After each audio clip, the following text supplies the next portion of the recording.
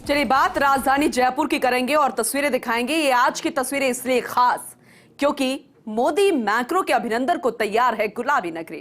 France के राष्ट्रपति Emmanuel Macron आ जाएंगे राजधानी जयपुर। दोपहर 2:30 बजे राजधानी जयपुर आएंगे। साथ में होंगे देश के प्रधानमंत्री नरेंद्र मोदी।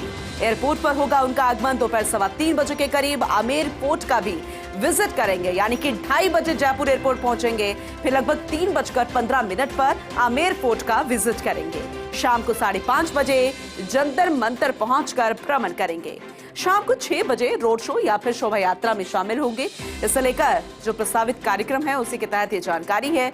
लगभग 6:15 बजे के करीब हवा महल का भी भ्रमण करने का कार्यक्रम है।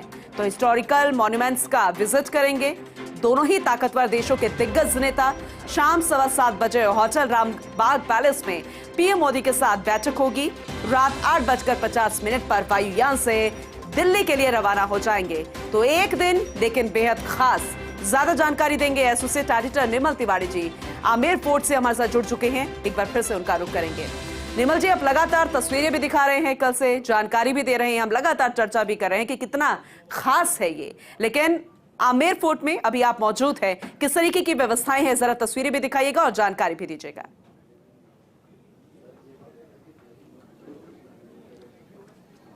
बिल्कुल पूनम, देखिए बोंजोर सुप्रभात। खास बात यह है कि फ्रांस के जो राष्ट्रपति इमैनुअल मैक्रो आज 3:15 पर आमेर पहुंच जाएंगे। आमेर तो विश्व विरासत में शुमार है जी।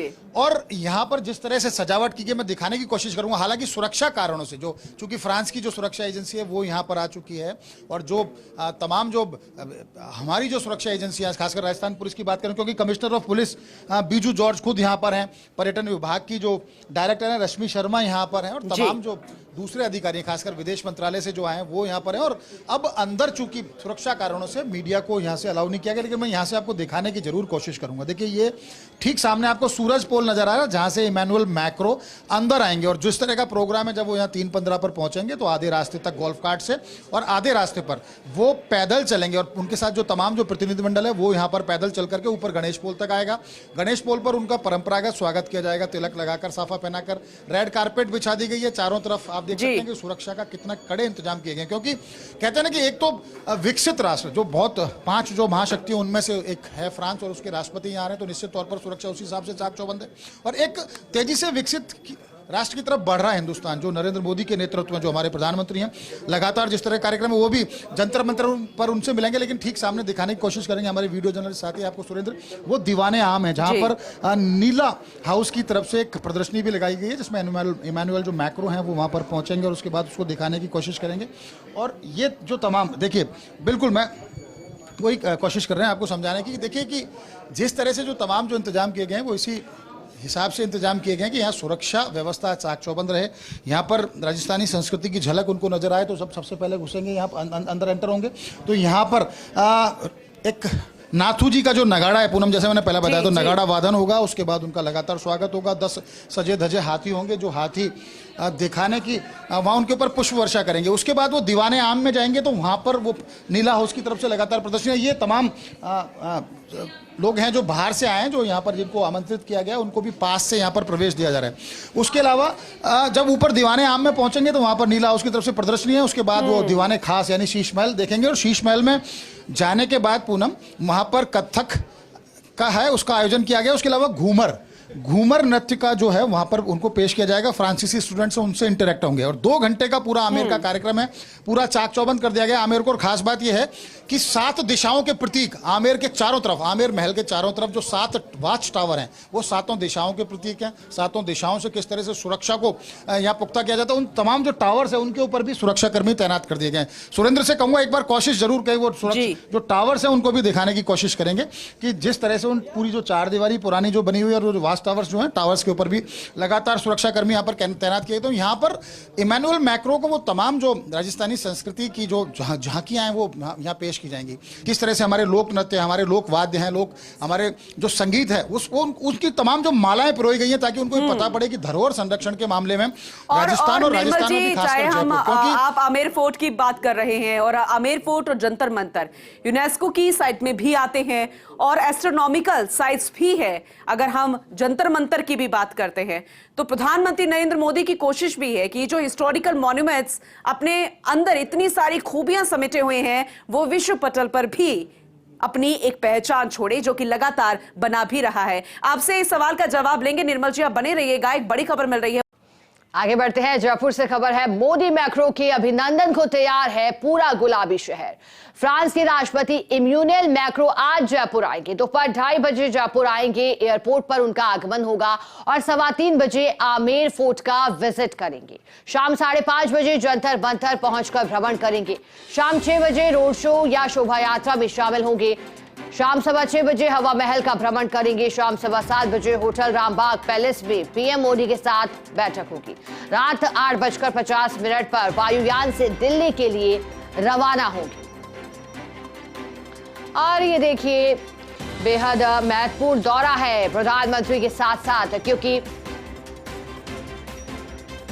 गणतंत्र दिवस के उपलक्ष्य पर विशिष्ट अतिथि के तौर पर पहुंच रहे हैं। ज्यादा जानकारी देने के लिए हमारे साथ सहयोगी और एसोसिएट एडिटर निर्मल तिवारी जुड़े हैं। हमारे साथ सहयोगी सत्यनारायण भी जुड़े हैं। सबसे पहले एसोसिएट एडिटर निर्मल तिवारी जी, मेरा सवाल आप ही से रहेगा, क्योंकि आप लगातार दिखा रहे हैं और बड़े ही खूबसूरत ढंग से आपने समझाया था कि आखिरकार क्यों पिंक सिटी को इंतजार है। निर्मल जी बताइएगा, पलक पावड़े बिछाकर कि किस तरह से इंतजार हो रहा है और कैसी तैयारियां।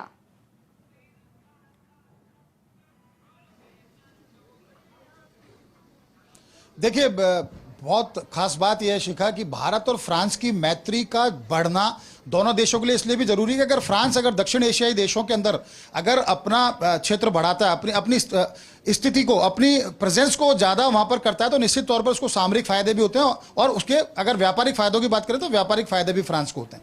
मुझे ध्यान है कि पिछले वर्ष जुलाई के अंदर जब प्रधानमंत्री नरेंद्र मोदी फ्रांस गए थे तो वहां बास्टिल डे परेड के अंदर वो मुख्य अतिथि थे, और यही कारण है कि परस्पर उनको इसी उतना ही मान सम्मान देने के लिए प्रधानमंत्री नरेंद्र मोदी ने भी उनसे आग्रह किया था कि वो 26 जनवरी यानी कल जो गणतंत्र दिवस है उस पे देश का जो सबसे प्रमुख कार्यक्रम जो लाल किले पे होता है उसके अंदर वो भी मुख्य अतिथि के तौर पर आए। यही कारण था कि इमैनुअल मैक्रो जो फ्रांस के राष्ट्रपति हैं वो यहां पर आए। तो आज जब वो 2:30 पर एयरपोर्ट पर जब उनकी फ्लाइट उतरेगी, जो फ्रांस का जो विशेष विमान है वो यहां पर उतरेगा, तो उसे आएंगे, तो उनको एयरपोर्ट से लेकर और आमेर तक के रास्ते में इस तरह का एक बहुत ही शानदार उनका स्वागत अभिनंदन किया जाएगा, जिसको अपने जेहन में लेकर के वो फ्रांस जाएंगे। तो निश्चित तौर पर भारत और फ्रांस के जो रिश्ते हैं और मजबूत होंगे। देखिए, एयरपोर्ट पर उनके लिए वहां सांस्कृतिक कार्यक्रम इस मायने में भी है शिखा, जैसा मैं बता रहा था कि दोनों देशों को एक दूसरे की बहुत ज्यादा, अगर उनमें मित्रवत संबंध है तो उसका फायदा दोनों को सामरिक रूप से फायदा, व्यापारिक रूप से फायदा हो रहा है, और निश्चित तौर पर एक वैश्विक शक्ति के तौर पर स्थापित करने का भी दोनों के लिए मौका है। फ्रांस विकसित राष्ट्रों की श्रेणी में है और निश्चित तौर पर जिस तरह से हमने हमारी सामरिक ताकत बढ़ाने में राफेल का बहुत बड़ा योगदान है, राफेल सौदा हुआ फ्रांस के, उसके बाद भारत की सामरिक शक्ति बढ़ी, आसपास के जो पड़ोसी जिस तरह की हिमाकत करने की सोचते थे, चीन और पाकिस्तान जैसे ऐसे पड़ोसी थे जो बहुत ही कुत्सित प्रयास इस तरह के करते थे, उनको भी मुंह तोड़ जवाब मिला। राफेल के आने के बाद निश्चित तौर पर उनको पता पड़ा है कि भारत सामरिक रूप से मजबूत और फ्रांस जैसे शक्तिशाली राष्ट्र हिंदुस्तान के साथ हैं।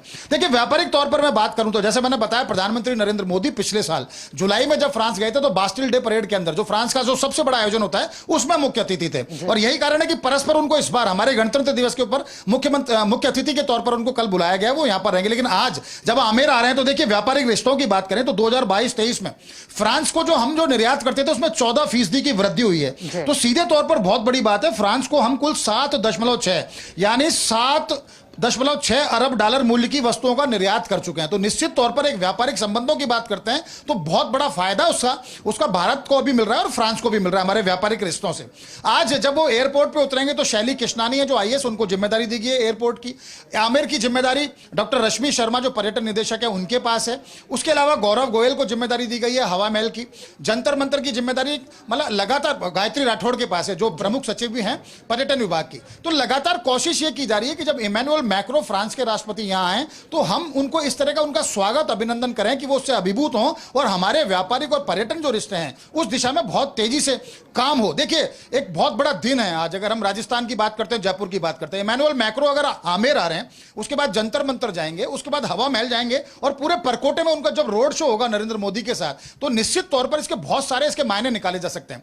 भाजपा को तो इस मायने में इसका फायदा होगा क्योंकि पिछली बार जब नरेंद्र मोदी ने रोड शो किया तो राजस्थान के अंदर सत्ता पलट के रख दी, 200 में से 115 सीटें ले आए बिना किसी एंटी इनकम्बेंसी के, बिना किसी फेस के चुनाव लड़ने के बाद। अब लोकसभा चुनाव है मई में, एक बार फिर से इमानुएल मैक्रो के साथ उनका जब रोड शो होगा तो निश्चित तौर पर इसका सियासी फायदा मिलेगा, क्योंकि 25 की 25 सीट राजस्थान के अंदर रिपीट करना बहुत बड़ी चुनौती थी भाजपा के लिए। और नरेंद्र मोदी एक ऐसा चेहरा है, राम मंदिर जिस तरह से अभी उसमें प्राण प्रतिष्ठा हुई उसका बहुत फायदा मिलने वाला है, और आज जब इमानुएल मैक्रो के साथ उनका रोड शो होगा तो निश्चित तौर पर राजस्थान की फिजा बदलने वाली है, तो यह फायदा होना है। उसके अलावा AFD जो फ्रांस की संस्था है, वित्तीय संस्था, उसने 1800 करोड़ रुपए का हरित राजस्थान का एक प्रोजेक्ट है जिसको अनुमोदित किया, जिसके ऊपर बहुत तेजी से काम होगा। पूर्वी राजस्थान के 13 जिले एकदम हरे भरे हो जाएंगे। तो निश्चित तौर पर पर्यावरण सुधार की दिशा में फ्रांस का योगदान बहुत अहम है, सामरिक दृष्टि से बहुत अहम है। और अब चूंकि आज आ रहे हैं तो धरोहर संरक्षण के लिए निश्चित तौर पर वो और प्रधानमंत्री नरेंद्र मोदी जब रामबाग में एक साथ बैठेंगे तो दोनों शीर्ष नेताओं के बीच जिस तरह के समझौते होंगे, तो ऐसी उम्मीद की जा रही है कि 5000 करोड़ रुपए का एक प्रोजेक्ट और फ्रांस AFD के जरिए राजस्थान को दे सकता है, जिसमें पर्यावरण सुधार के साथ साथ धरोहर संरक्षण के भी काम होंगे। तो निश्चित तौर पर एक राजस्थान की ब्रांडिंग के लिए, राजस्थान के टूरिज्म प्रोडक्ट्स की ब्रांडिंग के लिए आज से बड़ा दिन नहीं हो सकता जब नरेंद्र मोदी खुद हवा महल और जंतर मंतर पहुंचेंगे, इमानुएल मैक्रो आमेर जंतर मंतर हवा महल पहुंचेंगे। तो एक ऐसी ग्लोबल ब्रांडिंग होगी, एक अक्रॉस द ग्लोब इस तरह की ब्रांडिंग होगी जिसमें राजस्थान, और वैसे भी देखिए इसको ऐसे भी समझा जा सकता है शिखा कि राजस्थान के अंदर जो विदेशी पर्यटक आता है उसमें से हर तीसरा पर्यटक फ्रेंच होता है, यानी फ्रांसीसी पर्यटक होता है। सबसे ज्यादा तो विदेशी पर्यटक राजस्थान में आते हैं वो फ्रांसीसी होते हैं। जैसा मैंने कल भी बताया कि गुलाबों के ऊपर तो फ्रांस के अंदर किताबें लिखी गई हैं, उनको एक एम्बेसडर के तौर पर देखा जाता है हिंदुस्तानी। तो हमारी जो लोक संस्कृति है, हमारे जो लोक वाद्य हैं, हमारे लोक संगीत हैं, हमारी लोक कलाएं, आज भी जब यहाँ पर कच्ची घोड़ी नृत्य होगा, गैर नृत्य किया जाएगा, उसके बाद घूमर होगा, तो निश्चित तौर पर हमारे ब्रांड्स की एक ऐसी ब्रांडिंग, एक ग्लोबल ब्रांडिंग होगी जिसका फायदा बहुत दीर्घकालिक परिणाम देगा। और इस वैसे भी मैंने जैसा आपको बताता रहा हूं, हमारे दर्शकों को हमने बताया कि टॉप रेजा करके बहुत बड़ा एक मेगा इवेंट होता है टूरिज्म का, जो उसको हर साल फ्रांस आयोजित करता है। राजस्थान हर बार उसमें एक राजस्थान टूरिज्म एक बहुत बड़ा अपना पेविलियन लगाता है, वहां रोड शो करता है। यही कारण है। ठीक है निर्मल जी, आपके पास पुनः लौटूंगी। सहयोगी सत्यनारायण भी हमारे साथ लगातार बने हुए हैं। सत्यनारायण, जानकारी दीजिएगा फिलहाल आप कहां मौजूद हैं, क्योंकि पूरे परकोटे को कवर करने की तैयारी है, चाहे बात की जाए लंच की या फिर चाय की चुस्कियों की या फिर डिनर की।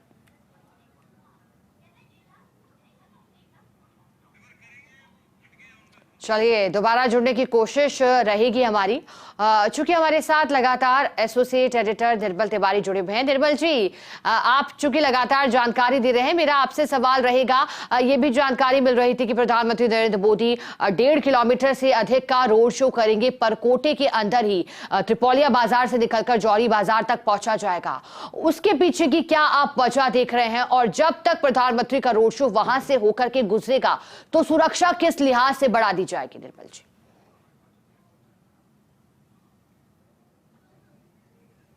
निश्चित तौर पर देखिए शिखा, सुरक्षा तो एकदम अचूक, एकदम बिल्कुल ऐसे किलेबंदी कर दी गई, चाहे आमेर की बात करें, जंतर मंतर की बात करें, हवा महल, या हवा महल से लेकर पूरा त्रिपोलिया, बड़ी चौपट और फिर सांगानेरी गेट तक। वो इसलिए भी, एक तो फ्रांस की खुद की जो फ्रांस के राष्ट्रपति की सुरक्षा एजेंसी है, वो सुरक्षा टुकड़ी है, सुबह आ चुकी थी यहाँ। उसने तमाम जितने भी मॉन्यूमेंट जहां इमानुएल मैक्रो जाएंगे उसको अपने जो सुरक्षा व्यवस्था को अपने हाथ में ले लिया। खुद पुलिस कमिश्नर अभी बीजू जॉर्ज यहाँ पर थे आमेर, उन्होंने आमेर की सुरक्षा देखी है। राजस्थान पुलिस के जो तमाम जवान है, उसके साथ साथ फिर प्रधानमंत्री नरेंद्र मोदी आ रहे हैं तो एसपीजी की टीम आ चुकी है, जो जंतर मंतर से लेकर तमाम जो रोड शो होगा वहां पर रहेंगे। देखिए दोनों नेताओं के बीच जो मुलाकात होनी है वो जंतर मंतर पे होनी है, क्योंकि 2 घंटे का कार्यक्रम है यहाँ का आमेर का, 3:15 बजे से 5:15 बजे का। 5:15 बजे इमानुएल मैक्रो यहाँ से निकलेंगे और निकलने के बाद सीधे जंतर मंतर पहुंचेंगे। जंतर मंतर पर उनको वृहद सम्राट यंत्र दिखाया जाएगा, बताया जाएगा कि कैसे खगोलीय बिल्कुल निर्मल जी, मैं आपके पास लौटूंगी दोबारा। सहयोगी विनोद सिंह चौहान हमारे साथ जुड़ गए हैं, उनका रुख करेंगे।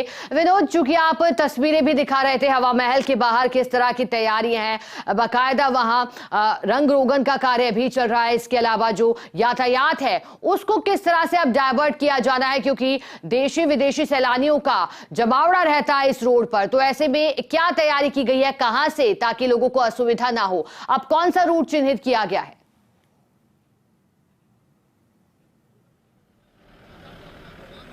जी बिल्कुल, देखिए इस समय हम बड़ी चौपड़ पर खड़े हैं और यहाँ से आप सीधी तस्वीरें देख सकते हैं। देखिए हवा महल की, और ये बड़ी चौपड़ का अहाता है, चौपड़ की जो चौराहा है उस पर हम खड़े हैं और आप देखेंगे किस तरह की सुरक्षा व्यवस्था है। तमाम जगह बैरिकेटिंग की गई है और एक तरफ यानी आप देखेंगे लक्ष्मी नारायण मंदिर जो भाई जी का मंदिर है वहाँ पर नृत्य का प्रोग्राम भी है। देखिए कच्ची घोड़ी का नृत्य, कालबेलिया नृत्य सहित अन्य नृत्य होंगे। और सुरक्षा को लेकर बात करें तो सत्यनारायण शर्मा हमारे साथ हैं। सत्यनारायण जी, सुरक्षा की व्यवस्था को लेकर के क्या इंतजाम? विनोद जी, देखिए बड़ी बात है राजस्थान के लिए, जयपुर के लिए कि भारत और फ्रांस की मैत्री को मजबूत क्षण करने के लिए आज साक्षी बना है जयपुर। और इसीलिए राजधानी को छोटी काशी कहा जाता है, छोटी काशी को दुल्हन की तरह सजाया गया है। करीबन 4 दिन से इस बड़ी चौपड़ पर, जो कि विश्व विख्यात हवा महल है, जंतर मंतर है, जहाँ से प्रधानमंत्री नरेंद्र मोदी और फ्रांस के राष्ट्रपति दोनों साथ रथ में बैठकर रथ यात्रा करेंगे। रथ यात्रा जंतर मंतर शुरू होगी, हवा महल होती हुई वो सांगानेरी गेट पहुंचेगी। लेकिन बड़ी बात यह है कि फ्रांस, दो दिग्गज कि फ्रांस के राष्ट्रपति और भारत के प्रधानमंत्री दोनों एक रथ में मौजूद होंगे। जो लोग यहाँ मौजूद होंगे आमने सामने की तरफ, उनको वो हाथ मिला के उनका अभिवादन करेंगे। साथ साथ जयपुर की प्रसिद्ध चाय वो पियेंगे। और साथ साथ जो सेल्फी पॉइंट बनाया गया है हवा महल के बाहर, वहाँ सेल्फी खिंचाई जाएगी। लेकिन इसके अलावा हम ध्यान देंगे, एक पोस्टर लगाया गया है इंडिया फ्रांस फ्रेंडशिप का, देखिए आप, जहाँ पर लोग सेल्फी ले रहे हैं, जिसमें प्रधानमंत्री नरेंद्र मोदी और फ्रांस के राष्ट्रपति मैक्रो दिखाई दे रहे हैं। ये पोस्टर जयपुर के अंदर करीबन 8000 पोस्टर लगाए गए हैं, जिससे कि जब फ्रांस के राष्ट्रपति जयपुर आए तो एयरपोर्ट से लेकर आमेर तक उनका ये अभिवादन देख के वो अभिभूत हो सके। क्योंकि अगर मैत्री की बात करें तो भारत और फ्रांस का जो रिश्ता है पहले भी काफ़ी मजबूत रहा है, लेकिन नरेंद्र मोदी के इस दौरे के बाद में लगता है कि फ्रांस और भारत की जो मैत्री है वो और ही मजबूत होगी। और इसीलिए ये तमाम तैयारियां पूरी कर ली गई है। करीबन 10,000 से अधिक पुलिसकर्मियों का जाब्ता यहाँ पर तैनात किया गया है। हालांकि परकोटे की दुकानें आज बंद रखी गई है, चूंकि पूरा जाम रहेगा तो ऐसे में परकोटे की दुकानें बंद रखी गई है। लेकिन व्यापारियों को साफ करना था कि हमें इस बंद से कोई दिक्कत नहीं, हम स्वतः दुकानें बंद रखेंगे। अभिवादन किया उन्होंने प्रधानमंत्री नरेंद्र मोदी का। विनोद, देखिए एक बार रूट को लेकर फिर बात करते हैं, दर्शकों को बताएं कि रूट किस तरीके से रहेगा, किस रूट से वो आएंगे, क्या रूट रहेगा। देखिए बताना चाहूँगा, अगर आपको जयपुर के परकोटे में आना है तो आज ना आए तो अच्छा रहेगा, क्योंकि 2:30 बजे से लेकर शाम को 8 बजे तक परकोटा और एयरपोर्ट के बीच का रास्ता डाइवर्ट रहेगा। क्योंकि फ्रांस के राष्ट्रपति खुद यहाँ मौजूद रहेंगे, प्रधानमंत्री यहाँ पर आएंगे, तो एयरपोर्ट से लेकर बड़ी चौपड़ इसके बीच में जो रास्ता है उसका उपयोग ना करें। हालांकि पुलिस की ओर से समांतर मार्गों का वैकल्पिक प्रयोग किया गया है, तो उन मार्गों का प्रयोग करें। हालांकि लोगों को पहले 4 दिन पहले से ही विज्ञप्ति के जरिए और अखबार के जरिए बताया जा रहा है कि आप परकोटे का इस्तेमाल न करें। तो आज यही देखने में आएगा। देखिए, क्योंकि पूरा जो रोड हम दिखाना चाहेंगे, रोड है वो पूरा रोड ब्लॉक किया गया है परकोटे का, छोटी चौपड़ से लेकर रामगंज और सांगानेरी गेट से लेकर काले हनुमान जी मंदिर तक पूरा परकोटा पैक किया गया है। अगर शहर की ऊंची बिल्डिंगों की बात करें तो ऊंची इमारतों पर पुलिस के जवान हैं, उनकी तैनाती की गई है, क्योंकि 2 दिग्गज देश के आज यहाँ पर पहुँच रहे हैं। तो ऐसे में सुरक्षा व्यवस्था महत्वपूर्ण हो जाती है। और जो हमारी दिल्ली के एडिटर हैं वो भी, अदिति भी आ चुकी है, उनसे भी बात करेंगे। विनोद, एक बार जी बिल्कुल, देखिए अदिति भी हमारे साथ हैं जुड़ने के लिए। और बिल्कुल चाहेंगे अदिति, विनोद, पहले आप तो बात आपका करें जयपुर अदिति से। दिल्ली से सीधे यहाँ पहुंचे हैं, क्या कुछ रहने वाला है आज? देखिए, आज बेहद खास मौका इसलिए भी है क्योंकि सबसे बड़ी बात यह है कि अगर हम इंटरनेशनल तरीके से देखें, देखिए हम अगर भारत में अगर कोई इवेंट है तो वो राजनीति से जोड़ के देखिए, तो 2024 के रास्ते में ये जो तमाम चीज़ें हो रही हैं बेहद महत्वपूर्ण है। लेकिन अभी फिलहाल हम बात करते हैं कि फ्रांस के राष्ट्रपति, भारत और ये चौपड़ और उसकी जो सिमिलैरिटी, दरअसल फ्रांस, पेरिस, भारत और भारत में भी जयपुर बहुत ज़्यादा सिमिलैरिटी है। समझ लेते हैं। देखिए, जिस तरीके के यहाँ घर बने हुए हैं, अगर आप पेरिस जाएंगे तो आपको वैसे ही घर मिलेंगे। क्यों? हम कहते थे बावड़ी हुआ करती है रानियों के स्नान के लिए, वहाँ भी छोटे वाटर पॉन्ड्स हुआ करते हैं। उनके संरक्षण किस तरीके से, यहाँ जो ये आर्किटेक्ट है भारत के जयपुर, मतलब अगर राजस्थान में जयपुर राजधानी की बात करें तो ठीक वैसे ही फ्रांस में पेरिस, वहाँ जो राजधानी है वहाँ का जो आर्किटेक्ट है वो बहुत सिमिलर है। अभी हम सिमिलैरिटी की बात करते हैं, फिर हम अर्थव्यवस्था, आर्थिक संबंध की बात करेंगे। ऐसी बहुत सारे संरक्षण आर्टिस्टिक चीज़ें हैं या आर्किटेक्चर है जो भारत और फ्रांस का बहुत मिलता जुलता है। और उससे बड़ी बात, प्रधानमंत्री नरेंद्र मोदी और मैक्रॉन के जो मेंटल लेवल है वो भी बहुत मिलता जुलता है। और वो पहले भी एक दूसरे को कई बार मैक्रॉन हेलो ब्रदर या माई फ्रेंड या सेल्फी खिंचाते हुए कि हम दोनों की दोस्ती अमर रहे, इस तरह के रिलेशन आ चुके हैं। अब आज देखिए, आज इस पूरे उसमें वो जाने वाले हैं, चाय पियेंगे, तमाम चीज़ें होंगी। ये एक तो दोस्ती को प्रगाढ़ करेगा, लेकिन उससे ज़्यादा महत्वपूर्ण क्या है, भारत जब आत्मनिर्भरता की बात करता है तो फ्रांस से रिश्ते बहुत पहले से कम बहुत पहले 3 दशक की बात करें तब से अच्छे रिश्ते हैं। लेकिन खास तौर पर अभी आपने हालिया में देखा होगा कि प्रधानमंत्री नरेंद्र मोदी को उनके राष्ट्र कार्यक्रम में बैटल परेड में बुलाया गया था। ऐसा कभी नहीं हुआ। 2009 में मनमोहन सिंह को बुलाया गया, लेकिन उसके बाद प्रधानमंत्री, अक्सर वो अपने ऐसे कार्यक्रम में दूसरे देश के लोगों को नहीं बुलाते। तो रिश्ते बहुत प्रगाढ़ हुए।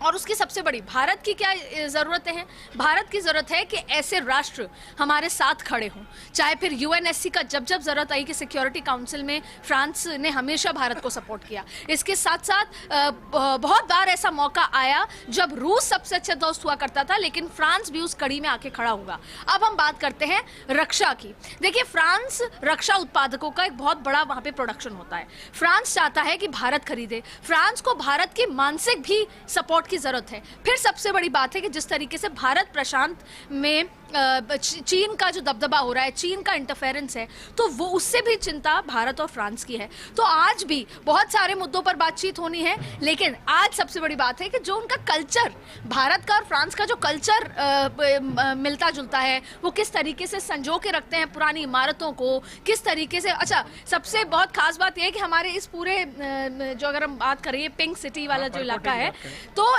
यहाँ पर एक बैकयार्ड नहीं होता, क्योंकि ज्यादा से ज्यादा घर बनाने हैं तो बैकयार्ड नहीं छोड़ते। फ्रांस के आर्किटेक्ट में भी बैकयार्ड नहीं होता, बाहर का पुराना पीछे जगह नहीं छोड़ी जाती, लॉन वगैरह। तो काफी कुछ सिमिलैरिटी है। अब आप देखिए कि राजस्थान के लिए ये कितनी महत्वपूर्ण बात है कि प्रधानमंत्री नरेंद्र मोदी बार बार आते हैं, और फिर जब कल सुबह न्यूयॉर्क टाइम्स में, कल सुबह तमाम जो बड़े अखबार हैं विदेशी, वहां पर भारत में, राजस्थान में, और राजस्थान में बड़ी चौपड़ छोटी चौपड़ की तस्वीरें छपेंगी जहां वो चाय वाले के चाय पिएंगे। तो आज राजस्थान को, भारत में राजस्थान और राजस्थान में जयपुर को किसी एक अलग लेवल पर प्रधानमंत्री मोदी लेकर जाते हैं।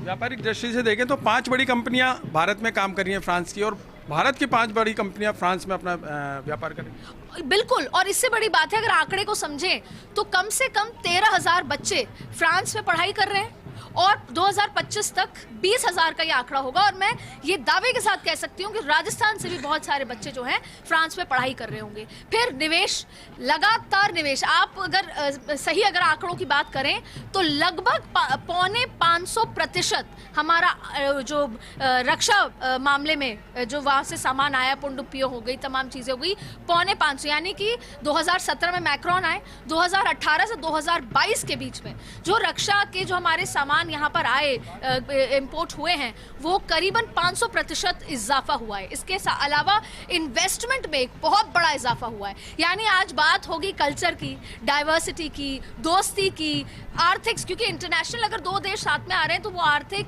सहयोग के लिए आ रहे हैं एक दूसरे के साथ।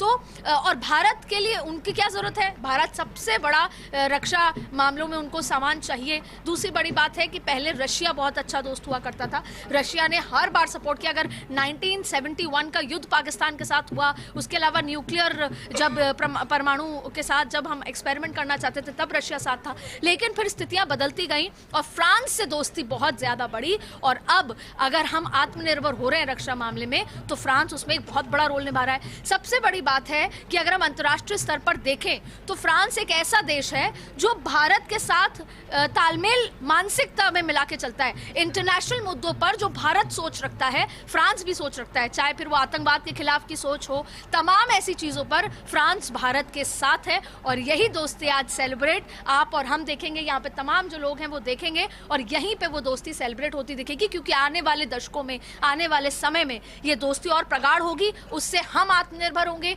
फ्रांस को फायदा होगा, और फ्रांस को जरूरत है कि भारत जैसा स्टैंड रखने वाला देश जो चीन के मामले में, तमाम मामले में अपना एक स्टैंड रखता हो, रशिया यूक्रेन वॉर पर अपना एक स्टैंड रखता हो, और ऐसा देश साथ में खड़ा हो, और आपस में जो निवेश का, इन्वेस्टमेंट का आदान प्रदान तमाम चीज़ों में हो, एक दूसरे का जो आर्थिक सहयोग बने, एक दूसरे के साथ जो दोस्ती होती है वो प्रगाढ़ हो। उन्हीं संबंधों को आज ये तमाम इमारतें देखेंगी, महसूस करेंगी, आप और हम देखेंगे, और ये इंटरनेशनल तरीके से बहुत महत्वपूर्ण है। अब हो क्या रहा है? अब हम सीधी देसी बात करते हैं कि ये सबसे होगा क्या 2024। देखिए, आज राम मंदिर हुआ, पहले क्या होता था कि कोई भी छुट्टियां लेनी है तो ऐसा होता था कि गोवा चलते हैं, कुछ नहीं विदेश के बाहर जाने तो हम थाईलैंड जाते हैं। अब क्या होता है कि हम उज्जैन जाएंगे, काशी जाएंगे। तो एक आर्थिक चेतना में जो एक आध्यात्मिक चेतना में जो बदलाव आया है, कहीं ना कहीं सभी लोगों के अंदर मंदिर के प्रति, दर्शन करने के प्रति, जो अपने जो भावनाओं के प्रति, उसमें तो बदलाव आया ही है। और इन सारे बदलाव से फिर इंटरनेशनल पूरा जो बाजार है, इंटरनेशनल कंट्रीज, उस स्तर पर जो बदलाव भारत के प्रति आया है दूसरे देशों का, उससे कहीं ना कहीं आपके हमारे मन में दूर जो NRI ऑर्गेनाइज बैठे हैं, जो अभी भी हमारे वोटर हैं, उनके मन में, हम सबके मन में जो बदलाव है वो कहीं ना कहीं राष्ट्रवाद को हमारे अंदर एक बार फिर प्रगाढ़ अच्छे तरीके से स्थापित करता है। तो ये सारी चीजें अगर बदलती हैं तो 2024 का रास्ता कहीं ना कहीं जीत से बहुत आगे जाकर उनको 400 पार की तरफ लेकर जाता है। यानी कि प्रधानमंत्री नरेंद्र मोदी बूथ से लेकर विदेश तक एक एक चीज बेहतर तरीके से कर रहे हैं, नॉर्थ को साध रहे हैं किस तरीके से, और फिर उसके एक प्लानिंग है, उसको किया जा रहा है, जो वायदे किए गए उसको पूरा किया जा रहा है। और उसी जो भाजपा का जो एजेंडा है हिंदुत्व का, राम मंदिर का, उसी के साथ साउथ को भी साध रहे हैं, दक्षिण को भी उसी से साध रहे हैं, एक ही माला में पिरो दिया गया है। और फिर जो हमारी सबसे बड़ी बात है कि आज अगर मैं हाल ही में बाहर होके आई हूँ, आज और उससे पहले गई थी, आज और उसमें जो मेरे को जिस तरीके से देखा जा रहा था उसमें बदलाव है, और मुझे लगता है ये सब महसूस करते हैं। वहीं अगर हम फ्रांस, पेरिस जाते हैं, और सबसे अच्छी बात है क्योंकि हम यहाँ पर खड़े हैं, तो जैसे हम आर्किटेक्ट, बिल्डिंग में हम एक दूसरा कल्चर है, खाने में भी अगर आप फ्रांस जाएंगे, पेरिस जाएंगे तो आपको वहाँ पे बटर चिकन मिल जाएगा, आपको वहाँ पर मलाई कोफ्ता मिल जाएगा, चना मसाला मिल जाएगा। ठीक वैसे ही कि आप यहाँ पर किसी भी कैफे में जाएंगे तो आपको यहाँ पे चिली टोस्ट मिल जाएगा, आपको इटालियन सारे खाने मिल जाएंगे। तो शायद आज उसी कल्चर का जो कल्चर एक्सचेंज है उसको सेलिब्रेट करने के लिए दोनों की दोस्ती, दोनों का यहाँ पर रोड शो होगा, दोनों एक दूसरे के साथ चाय पियेंगे, दोनों एक दूसरे के साथ आर्थिक संबंध और मजबूत करेंगे। और हर एक ऐसा स्टेप आपको, हमको, यहाँ पर जितने भी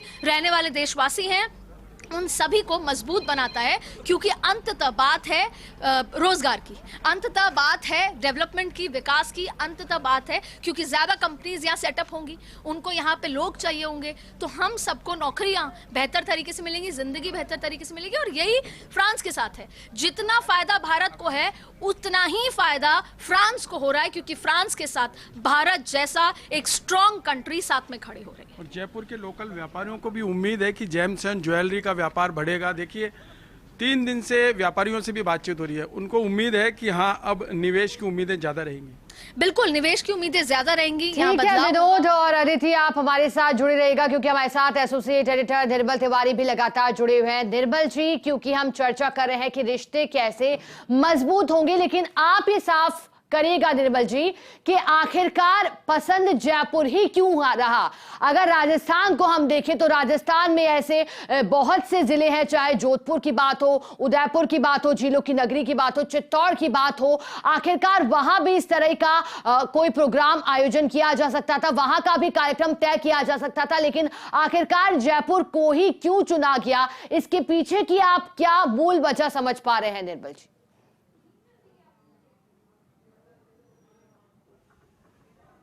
शिखा, बहुत ही अच्छा सवाल पूछा आपने, क्योंकि अब तक हम बात कर रहे थे कि दौरे में क्या होगा, कहां स्वागत होगा, कैसे सत्कार होगा, किस तरह से हमारे रिश्ते प्रगाढ़ होंगे।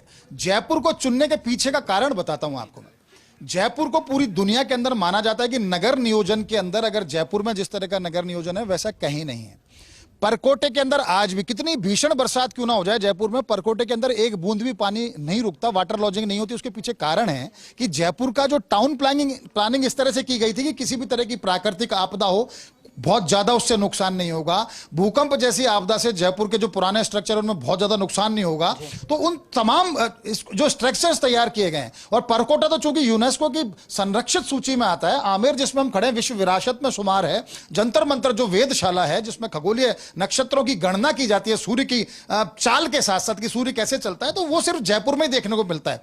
यहां पर जितने भी स्मारक हैं उनकी माला इस तरह से पिरोई गई है कि अगर सिटी पैलेस, जो कि जयपुर के जो पूर्व राज परिवार का जो मुख्य भवन है जहां पर पूर्व राज परिवार के सदस्य रहते थे, अगर आपको नाहरगढ़ की तरफ देखना है तो सिटी पैलेस से नाहरगढ़ दिखता है। जैसे ही आप बाहर निकलते हैं पौंड्रिक उद्यान नजर आता है, उसके सामने गोविंद देव जी के जयपुर के आराध्य है, उनके दर्शन होते हैं। ठीक सामने देखते हैं तो नहर के गणेश जी नजर आते हैं। देखिए जयपुर की हृदय स्थली कहा जाता है उसको अल्बर्ट हॉल को। अल्बर्ट हॉल से सामने ठीक सामने देखते हैं तो नहर के गणेश जी नजर आते हैं। इसी तरह से सिटी पैलेस में जो पूर्व राज परिवार के सदस्य हुआ करते थे, जो महाराजा हुआ करते थे, वो चरण मंदिर कहा जाता है कि द्वापर के अंदर भगवान श्री कृष्ण खुद चरण मंदिर आए थे और उन्होंने वहां रास रचाया था, तो वहां की ध्वज को देख के ही भोजन ग्रहण किया करते थे। तो तमाम जो माला पिरोई गई है हमारी धरोहर की इस तरह से है कि उसका केंद्र बिंदु सिटी पैलेस है। वहां देख करके जंतर मंतर, हवा महल, सिटी पैलेस का जो क्षेत्र है, पुराना जो विधानसभा है, टाउन हॉल जिसको बोलते हैं, वहां से पूरे जयपुर को, जो पुराना जयपुर, उसको निहारा जा सकता है। और फ्रांस का भी जो स्थापत्य है वो लगभग इसी तरह का है। तो सिमिलरिटी हमारी, अभी अदिति भी इस तरह की, जिस तरह की बात करी थी उसमें भी उन्होंने भी यही कहा, और मैं भी आपको यही बताना चाहता हूं कि पेरिस और जयपुर के अंदर बहुत समानता है। दोनों का जो स्थापत्य है है, दोनों की जो बनावट है, दोनों की जो टाउन प्लानिंग है वो लगभग सिमिलर है। यही कारण है कि इमैनुअल मैक्रो ने जयपुर को चुना। उन्होंने खुद इच्छा प्रकट करी थी कि जब मैं 26 जनवरी रिपब्लिक डे के ऊपर वो बतौर चीफ गेस्ट जब रहेंगे दिल्ली के अंदर, उससे ठीक एक दिन पहले वो इसलिए घूमना चाहते थे जयपुर की, जयपुर के स्थापत्य को देखना चाहते थे, जयपुर के जो पुराने स्मारक है उनको किस तरह से तैयार किया उसको देखना चाहते थे। आज भी ढंड की पहाड़ियां, नाहरगढ़ के अंदर एक एक बूंद भी पानी गिरता है तो जयगढ़ के टांके में चला जाता है। यानी कि वाटर आपको देखना है कि वाटर मैनेजमेंट किस तरह से हो, जिसकी हम आज वाटर हार्वेस्टिंग की बात करते हैं, वो वाटर हार्वेस्टिंग की पद्धति हमारे पास 500 साल पुरानी है। 500 साल पहले हमारे जो जितने भी जो पूर्वज हुआ करते थे उन्होंने उसको तैयार किया। आमेर के अंदर जिस तरह से चड़स, जो पुरानी जो जल संरक्षण की विधा है, चड़स जिसको हाथी खींचा करते थे, पील घर बना रखे थे, उसको पद्धति को देखना चाहते थे कि एक एक बूंद पानी की कीमत, क्योंकि भविष्य में कहा जाता है ना कि अगर तीसरा विश्व युद्ध होगा तो उसका सबसे बड़ा कारण पानी होगा। तो इमैनुअल मैक्रो इस बात को भी जानना चाहते थे कि ये जो जल संरक्षण की जो पुरानी विधा है इसको किस तरह से पिरोया गया। एक एक छोटी छोटी, आप ढंड की और नाहरगढ़ की पहाड़ियों को अगर देखेंगे तो 1 इंच से लेकर वहां 10 फीट चौड़ी तक आपको नहरी एक पूरा तंत्र मिलेगा, पूरा सिस्टम मिलेगा। जैसे सर के ऊपर बाल होते हैं इस तरह पूरा एक तंत्र, जो हमारा नाड़ी तंत्र होता है उसकी तरह एक पूरा तंत्र बिछा हुआ है, जो एक एक बूंद पानी को जयगढ़ के बड़े और छोटे टांके के अंदर ले जाता है। तो ये तो पूरा क्षेत्र ऐसा है, आमेर से लेकर के जब वो यहां से जंतर मंतर पहुंचेंगे, उसके बाद जो जिसको मोर मुकुट कहा जाता है हवा महल, जब वहां पहुंचेंगे तो उनको पता पड़ेगा कि धरोहर की माला को किस तरह से जयपुर के जो पुराने जो टाउन प्लानर थे उन्होंने उसको पिरोया और कैसे वो फ्रांस और खासकर पेरिस से सिमिलरिटी रखता है जयपुर। तो ये तो दोनों कहते हैं ना, एक सिस्टर कैपिटल हो गई, वो वहां की नेशनल कैपिटल है तो ये राजस्थान की कैपिटल है, और दोनों इसीलिए इमैनुअल मैक्रो चाहते हैं कि जयपुर और राजस्थान की बात करें तो किस तरह से उसका विकास किया जाए। तो धरोहर संरक्षण को लेकर फ्रांस एक बहुत बड़ा प्रोजेक्ट है जिसको दे सकता है। पहले भी एफडी के जरिए 1800 करोड़ रुपए का प्रोजेक्ट चल रहा है, जैसे मैंने पहले भी बताया। तो हमारा धरोहर संरक्षण, हम विरासत को किस तरह से संजोते हैं, हमारे एक एक लोक नृत्य, हमारा एक एक लोक संगीत, हमारा एक एक यहाँ का व्यंजन, हमारी पगड़ी के रंग, और जिस तरह से मैंने कहा कि 7 कोस पे, हर 7 कोस पे राजस्थान में तो पगड़ी के रंग बदल जाते हैं, बोली भाषा बदल जाती है। मायड़ कैसे, शेखावाटी कैसे, हम मेवाती की बात करें, हम वागड़ की बात करें, हम हाड़ौती की बात करें, हम ढूंढाड़ी की बात करें, हम तो ढूंढाड़ की राजधानी में खड़े हुए इस समय। तो निश्चित तौर पर हमने हमारी बोली को किस तरह से संरक्षित किया, हमारी भाषा को किस तरह से प्रोटेक्ट कर रहे हैं, हम हमारे व्यंजन को किस तरह से संरक्षित रखते हैं, हम हमारे पहनावे को किस तरह से, आज भी अंगरखा अगर पहनना है, रावण हत्ता आपको राजस्थान में बसता नजर आएगा, आपको सारंगी राजस्थान में बसती नजर आएगी। तो राजस्थान का रावण, अभी नाथू जी की पूरी टीम गई है जो नगाड़ा वादन कर रही है। नाथू जी जब नगाड़ा वादन करेंगे तो निश्चित तौर पर इमैनुअल मैक्रो को पता पड़ेगा कि हमने हमारी एक एक जो पूरा संपदा है, पूरा संस्कृति है, हमारी जो समृद्ध सांस्कृतिक विरासत है उसको संजो के रखा है। यही कारण है कि जो राजस्थान का आकर्षण, खासकर जयपुर का आकर्षण, वैसे तो पूरे राजपुताना की बात करें तो उदयपुर झीलों की नगरी, स्वर्ण नगरी की बात करें हम जैसलमेर की बात करते हैं, हम सूर्य नगरी की बात करें तो हम जोधपुर की बात करते हैं। हम अगर कहते हैं ना कि जो हम हमारे जो वैभव था हमारा, जिस तरह से जौहर की नगरी बात करें तो चित्तौड़ की बात करते हैं, हवेलियों की नगरी बात करते हो, बीकानेर की बात करते हो, हमारे पास बहुत कुछ है। लेकिन जो जयपुर के अंदर है, जयपुर में जिस तरह से मैंने कहा ना कि हमारी धरोहर की जो माला पिरोई गई है, वैसा पूरे विश्व में कहीं उदाहरण नहीं मिलता शिखा। यही कारण है कि इमैनुअल मैक्रो न केवल व्यापारिक संबंध बढ़ाने के लिए, न केवल पर्यटन संबंध बढ़ाने के लिए, न केवल सामरिक संबंध बढ़ाने के लिए तो बात करेंगे, क्योंकि दोनों देशों की जरूरत है। आयात निर्यात की बात कर, जैसे मैंने अभी कहा कि 7.6 अरब डॉलर का जो हमारा निवेश था फ्रांस को, वो पिछले वित्तीय वर्ष में था, और चालू वित्तीय वर्ष में इसके बढ़ के 8.2 अरब डॉलर पहुंचने की संभावना है। तो निश्चित तौर पर जब से नरेंद्र मोदी ने बागडोर संभाली है देश की, बहुत काम हुए, सामरिक दृष्टि पर, व्यापारिक दृष्टि पर बहुत काम हुए। लेकिन फिर भी कहीं मन में एक वो होता है ना कि हाँ, मुझे ये जीवन पद्धति सीखने की, राजस्थान के लोग किस तरह से खुश रहते हैं हर हालात में। एक ऐसा प्रदेश जहां पर अक्सर सूखा पड़ता है, एक ऐसा प्रदेश जहां पर की प्राकृतिक आपदाओं का लगातार आना जाना रहता है, उसके बावजूद अगर राजस्थानी के चेहरे पर खुशी है तो वो क्यों है? वो इसलिए है कि हम हमारी धरोहर को पूछते हैं। हमारे लिए मेहमान आज भी हमारे पावने, हमारे भगवान, हम उसको मानते हैं। वासुदेव कुटुंबकम की बात करें, पधारो हमारे देश की बात करो, कहते हैं ना जाने क्या दिख जाए, जैसा कुछ स्लोगन कुछ समय पहले अपनाया गया था। तो ये वो राजस्थान है। यहाँ तो चप्पे चप्पे पर हमारा तो एक एक पर्यटन उत्पाद अपने आप के अंदर ब्रांड एम्बेसडर है हमारा यहाँ। और अब तो चूंकि लगातार जिस तरह से नरेंद्र मोदी जयपुर को एक प्लेटफॉर्म के तौर पर चुन रहे हैं, उन्होंने डीजीपी आईजी कॉन्फ्रेंस की बात हो तो जयपुर को चुना, इसलिए चुना कि जयपुर के वातावरण में बताना चाहते थे कि देश को जो नए 3 कानून आ रहे हैं उनको किस तरह से एग्जीक्यूट किया जाएगा। और जैसा हम पहले भी बात कर रहे थे कि आज जब रोड शो होगा तो निश्चित तौर पर भाजपा को उसका सियासी लाभ होगा, मोदी की छवि और प्रगाढ़ होगी। लेकिन इसका जो एक दीर्घकालिक फायदा है वो पूरे देश को मिलेगा, पूरे देशवासियों को मिलेगा, क्योंकि जब पर्यटन बढ़ता है, राजस्थान तो पर्यटन का पायोनियर कहा जाता है, राजस्थान तो पर्यटन का प्रदेश है। जब इमैनुअल मैक्रो और मोदी यहाँ रोड शो करेंगे, हमारी विरासत के साथ, हमारी धरोहर के साथ जब निकलेंगे, तो निश्चित तौर पर जो ब्रांडिंग इसकी अक्रॉस द ग्लोब, पूरी एक ग्लोबल ब्रांडिंग होगी, उसके दीर्घकालिक परिणाम आएंगे। आज 30 लाख से ज्यादा लोग राजस्थान पर्यटन से जुड़े हुए हैं, प्रत्यक्ष और परोक्ष रूप से। लेकिन जैसे जैसे, क्योंकि कोरोना का एक ऐसा दौर था शिखा, जब 2 साल तक पर्यटन व्यवसाय को पूरे को झकझोर कर रख दिया, पर्यटन में इतने सारी लोगों की नौकरी गई, रोजगार गए, लोग सड़कों पर आ गए। लेकिन जिस तरह से हम संभले, जिस तरह से प्रधानमंत्री नरेंद्र मोदी के नेतृत्व में प्रसाद योजना चलाई गई, जिसमें हमारे जितने भी धार्मिक स्थल थे उनको जीर्णोद्धार किया गया, उनको लोग जोड़ा गया, सड़कों से, सुविधाओं से जोड़ा गया, आधारभूत सुविधाओं से, जिस तरह से स्वदेश दर्शन योजना आई, चप्पे चप्पे पर विकास कार्य कराए गए, उसी का कारण है कि आज आमेर का वैभव और बढ़ा है।